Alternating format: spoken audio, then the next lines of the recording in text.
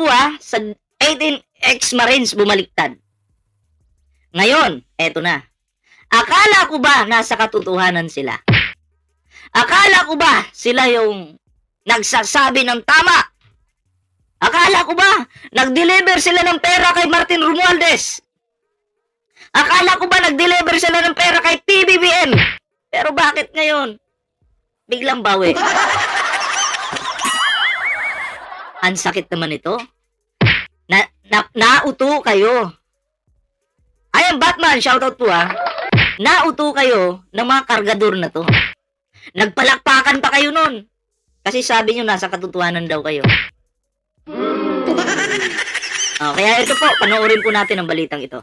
Ito Ate Mona, yung may kinalaman dun sa 4 na marino na binabanggit na bumaliktad na lay sa kanilang naging testimonya dahil nga daw sa panganib sa kanilang buhay. Kaya Bumaliktad na dahil sa panganib sa kanilang buhay. Di ako maniwala dyan. Sino ba yung, eto ang inakusahan ninyo si PBBM. Marami pang iba inakusahan nyo. Tapos ngayon, alam nyo yan. Diba? Alam nyo yung pinasok nyo. Pero yung mga nganib, sa buhay nyo ng mga nganib, imposible po. Hindi po marunong magbanta ang gobyerno ni Pangulong Bongbong Marcos. Diba? Pero isa lang yung nakikita ko dito. Kaya bumaliktad na kayo. Wala na kayong financer. Diba? Wala nang nagpipinan sa inyo. Wala nang nagbabayad sa inyo. Tapos ngayon sasabihin mo, ilalaban ko pa to. Wala nang nagbabayad sa'yo. Paano mo pa ilalaban yan? Baliktad ka na lang para manahimik. Yun ang nakikita ko dito Kaya yung 4 na marin na bodyguard ito lay ni dating Ako Bicol Congressman Saldico ay sinabi doon sa mga balita na kaya naman daw sila tumistigo noon ay dahil pinangakuan sila na sila tulungan at poprotektahan. Pero silang ngayon ay nagbigay ng kanilang testimonya na doon sa para bang bumabaliktad na sila sa pagdawit kay dating Speaker Martin Romualdez at kay Pangulong Bongbong Marcos. Bumaliktad na. Urong bayag na. Sabi pa ni Loren Legarda nun, hero daw sila, hero. Di ba sabi ni Loren yun? Hero daw po ang 18 kargador. Di ba? Pero alam nyo, para sa akin, kahit pa yung mga yan, binawi na po nila yung mga statements po nila dati, no? Yung nakalagay po sa affidavit po nila, dapat pa rin po na makasuhan yung mga yan. Kasi, ang dami nilang nalokong Pilipino, ang dami nilang winalanghihang Pilipino, pinaniwala po nila, no? So, hindi naman pwede na pag binawi mo na, suwelto ka na. Hindi po pwede yun. Dapat tuloy pa rin po yung kaso sa mga pre, no? Kasi para hindi po gayahin ang iilan dyan. Yan kasi yung problema Ang pangako kasi sa kanila dati 5 million bawat isa. So, may pauna daw na 350,000, and then yun na nga, nakulong si Mike Defensor. Nung nakulong si Mike Defensor, nagkaletse-letse yung buhay nila. Wala nang financer. Di ba? Nung nawala ng financer, eto na, yung 4 bumaliktad na. At hindi pa po natin alam, baka may mga susunod pa dyan. Nakikiramdam lang yung mga yan baka may sumunod pa dyan, patay tayo. Ngayon, nandito na yan, may bumaliktad na nga. Ano ang nararamdaman ninyo ngayon na mga DDS kayo? Purin-purinin nyo dati ang 18 kargador. Ngayon, pupuriin nyo pa ba? Sabi nyo, palakpakan natin ang 18 kargador kasi sila talaga yung nasa katotohanan ngayong bumaliktad na. Anong sa inyo? Di ba? Tuloy. So, ilan yun? 4. 4 12 yun. yung marin na yun, diba? 18. Kung ating pag-aaralan ng pangyayari, ngayon ang pinaka-pagbabago, doon sa 18, magiging 14 na yun. Ganun ba ang mangyayari? Kasi ang issue po doon, mga kaibigan, 18 individual na iniharap sa publiko yun eh. Kung matatandaan ninyo na nagpakilalang mga dating miyembro ng Philippine Marine PMC, no? Sila'y umano'y naglingkod na Naging mga bodyguard, sabi security, ko. bagmen, Tagadala ng maleta.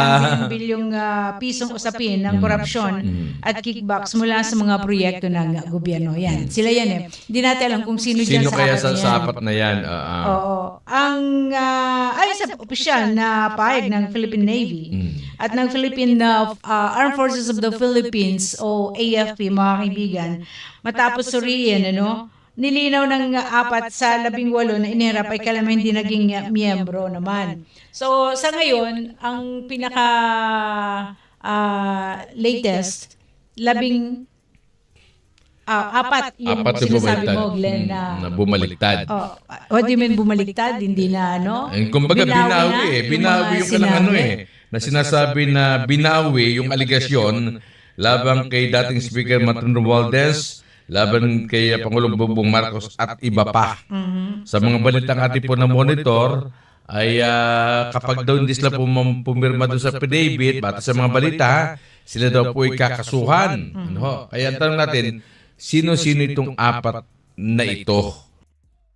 Sino-sino yung 4 na yan? Pero para sa akin, baliwala na yung 4. Basta, 4 sa 18 kargador bumaliktad ay okay na sa atin yan at maiisip na natin na yung mga yan, kaya lang nila ginagawa yan dahil sa pera.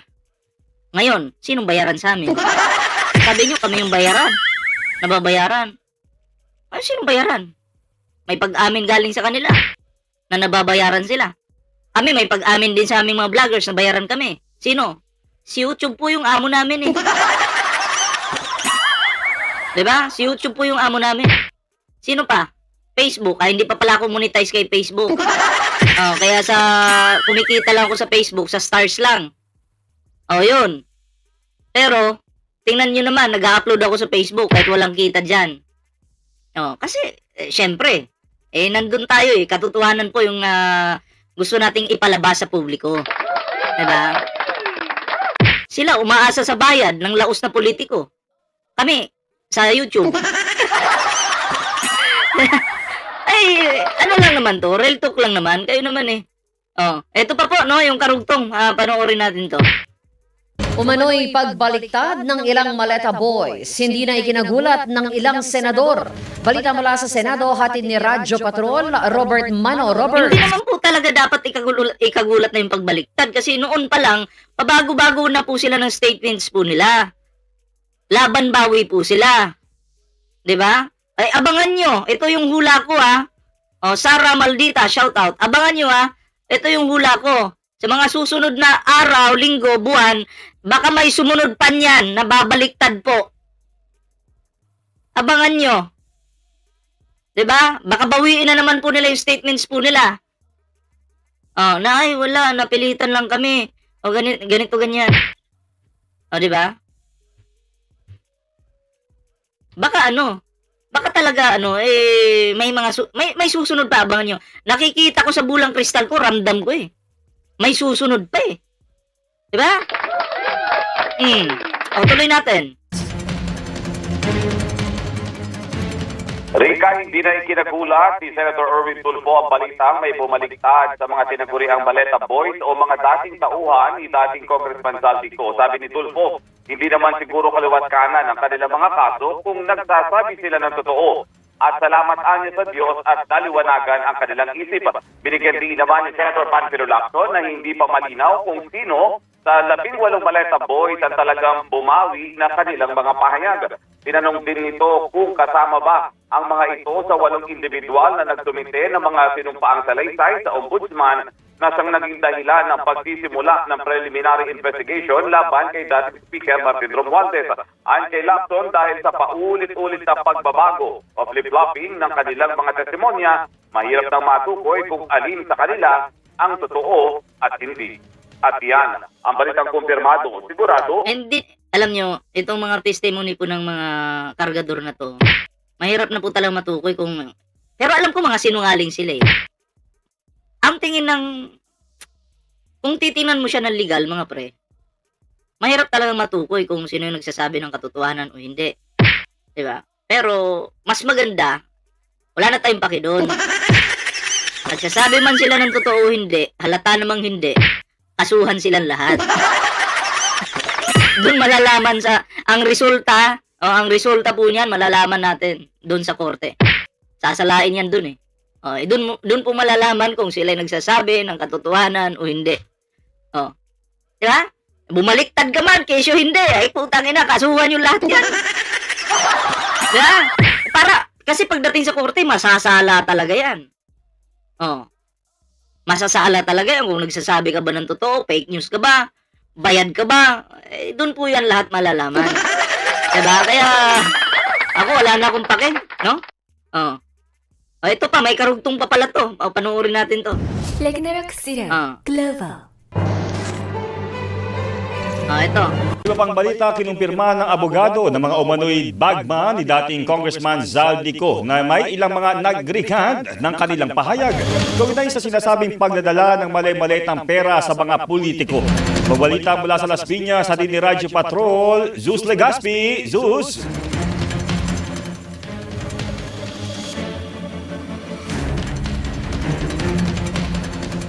Zeus? Apat? Yes. Si Baligod, Ari ng fake news, Patawa-tawa lang yan, pero tangina, fake news yan. Ewan, ba't hindi pa ito nadidisbar? Ay na, puro kasinungalingan yung pinapakalat dito sa publiko eh. Go ahead, Zeus. Jeffrey at Rica, pinaliwanag nga ni Attorney Levy Paligod, abogado ng mga umano'y bagmen ni dating Ako Bicol Representative Zaldico na bumaliktad ang apat dahil sa alok na malaking halaga ng pera kapalit ng pag-atras sa kanilang mga pahayag, pero tumangging sabihin kung sino ang nasa likod nito. Gumagawa na naman ng kwento. May alok na naman daw yung apat. Nilaglag na naman. Pag hindi talaga kakampi sa kanila, mga pre, sisiraan ka. Tangina. Ako po yung naniniwala na siguro natakot lang yung apat kaya bumaliktad, di ba? Or umayaw na. Alam mo naman si Baligod. Pag di ka kumampi sa kanila, tataniman ka ng kwento. Pero ang kailangan natin, syempre, resibo po. Resibo. Asan yung resibo mo? Ito kayang-kaya to ni Baligod gawa ng fake news. Etong apat na to. Kasi wala namang kakayahang, lumaban ng legal. Diba? Kayang-kaya po ni Baligod yan na sirain yung apat na yun. Wala na akong pakialam kahit sirain nyo pa. Diba? Sirain nyo yung pangalan ng apat na yun. Wala kaming paki, magsiraan kayo. Diba? Bahala kayo dyan. Importante, 'di ba? Unti-unti pong lumalabas ngayon kung ano po yung totoo.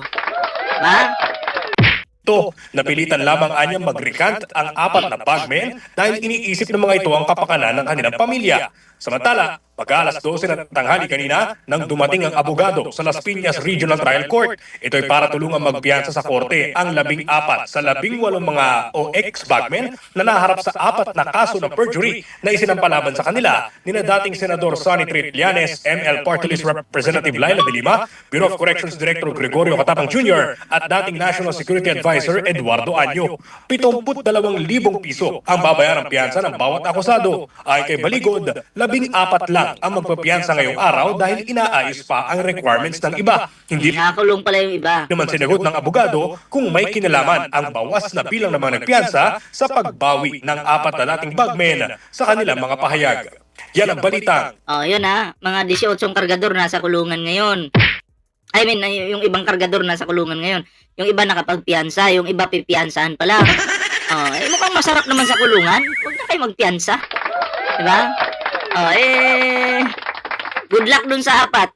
Abangan nyo yung mga paninira sa inyo. At tulad ng ginawa nyong paninira sa mga tulpo, sa mga kay PBBM, Martin Romualdez, siniraan nyo yan, di ba? O ngayon, mararamdaman nyo yung paninira. Okay? Sa inyo mismo. Sisiraan din kayo. Di ba? Ramdamin nyo, damahin nyo. lasapin nyo. So, yun lang yung aking reaction dito, mga pre, ano. Kayo, ano po yung inyong opinion, reaksyon? Paki-comment naman para mabasa po natin yung inyong kanya-kanyang reaksyon dyan at opinion. Ayan. Syempre, may TikTok tayo nga, may Facebook, kalembangin nyo na lang po yan. Yun na nga, mga pre, no? Bago tayo magtapos sa ating live ngayon, shoutout ko muna yung mga silent viewers dyan. At sa mga magre-replay po ng video ito, nako, maraming salamat po, ha.